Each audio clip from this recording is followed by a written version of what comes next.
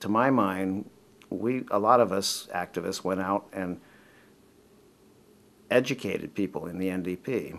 Yes. And they came around and they did what we asked them to. They amended the Provincial Human Rights Code. So that's why we became supportive of them, because they were the only people who actually responded to our pressures. Well, it's amazing what can get done by a few people. Could you talk a little bit more about your history with the bars? What was the first bar you worked with?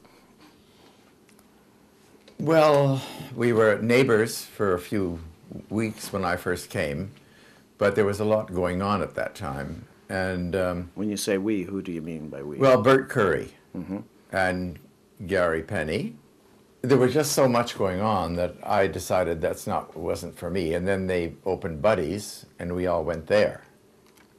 And how long did you work at Buddy's?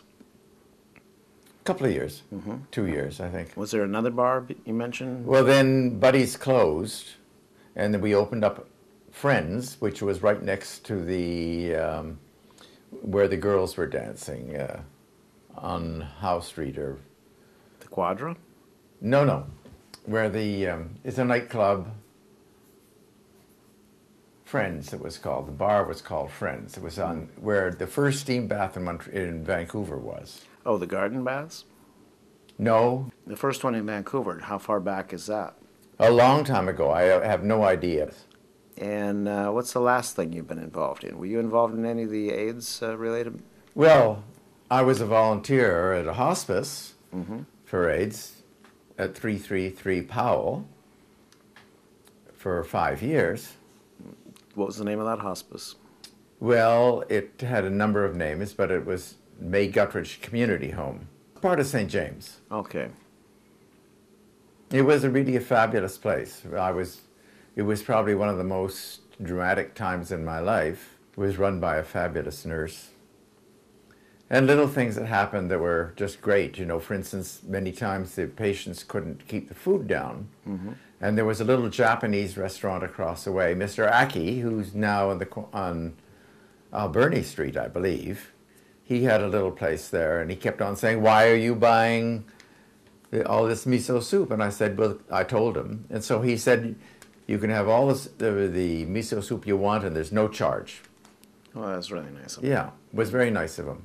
And when you were in the bars, were you involved in fundraisers there? Well, yeah, we had fundraisers continuously, it seemed. Bill and I were part of the group that helped start the community center, and, Yeah. and I want to make sure that that story gets told too, because it was quite a battle at the beginning, because the bar owners and the Dogwood Monarchist Society and Search all sort of were aiming at making it a men-only organization, and most of the other organizations were aiming at making it for both men and women, and there was a big battle on that. Yeah. And I want to tell that story someday, and I probably will soon. But I think it was a good idea that it would be for men and women. yes, well, we needed to build bridges between our communities, because Well, of course. we didn't know it was going to happen, but when the AIDS crisis came, women really were there for us. That's right, when there was no one else. That's right.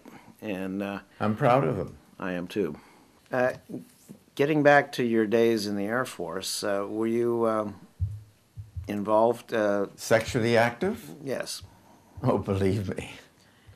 I had a lover. Everything's done alphabetically in the Air Force. And the guy next to me, his name was Stuart. And he was my partner for, almost 4 years, I guess. And then his plane blew up, and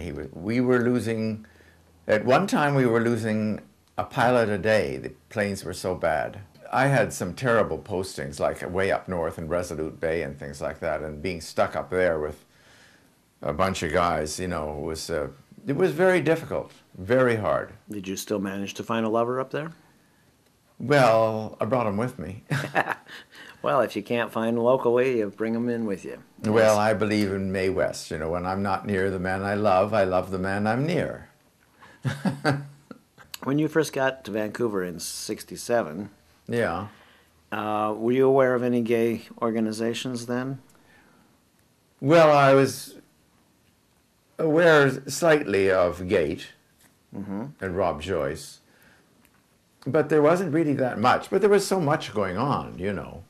By going on, you mean like Well, there clubs was the and castle, which was very active, and there was the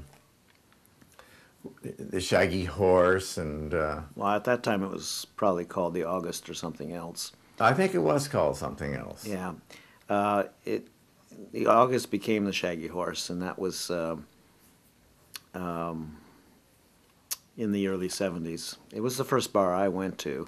I was actually looking for Faces, Yes. but all I could find was an address for. That must have been scary. Yeah.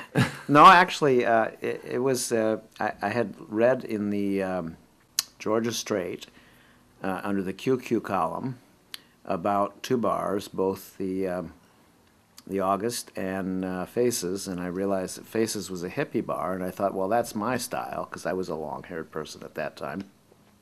But they only gave the address in an ad in the paper for the August, so I went to the August, and as soon as I went in and sat down, right there on the bar was Go-Go Boys. So 20 or 30 minutes later, I finally got around to asking somebody where. You twigged to it, did you? Yes, I quite enjoyed the Go-Go Boys and the jock straps. But the castle was absolutely amazing, the number of people that went through there. What was the name of the manager there? Terry Wallace. Terry Wallace. He was such a nice guy. He later moved over to the Royal. Yeah.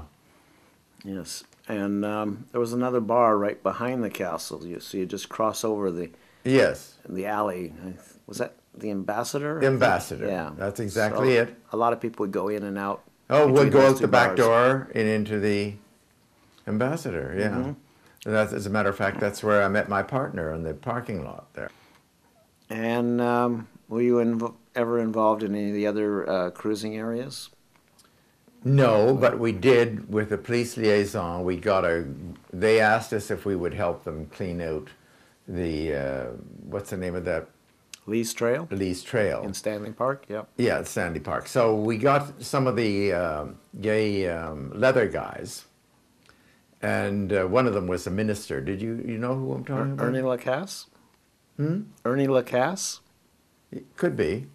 So anyway, they put a policeman on horseback at either end of Lee's Trail, and we went in with rubber gloves. We gave everybody rubber gloves and bags, and we went through, and my God. Cleaned it up. And cleaned it up. All the garbage and crap. Yes. Mm-hmm. There was even a tree that had hundreds of condoms on them. Oh, you must have some fond memories. Oh, yes, I have more than fond memories. So you were telling me about this bar that you go to on the Ivanhoe? The Ivanhoe, yeah. When I was working as a volunteer at St. James Social Service, there was a man came in, a Greek man, Gus Leodakis, who was the manager of the Ivanhoe, and asked if we could help him with Christmas dinners. So for 5 years, we did Christmas dinner there. It was fabulous. Anyway, I still go there, and I like it. It's very down to earth. There's no pretense. What you see is what you get, or there's no pretense. There's, nobody puts on anything, And I go on the law of averages. There's roughly 200 construction workers go in there every day, and I feel there's 10%, so that's 20 who would possibly be gay or be available. And I've had 35, so we're doing fairly well. Okay. And as a matter of fact, the day before yesterday, there was 5 of us at a table. And then at one particular point, everybody left except this guy and myself. He was a big guy. And my gaydar wasn't going off at all. So anyway, he stood up and he put his hands down on the table like that.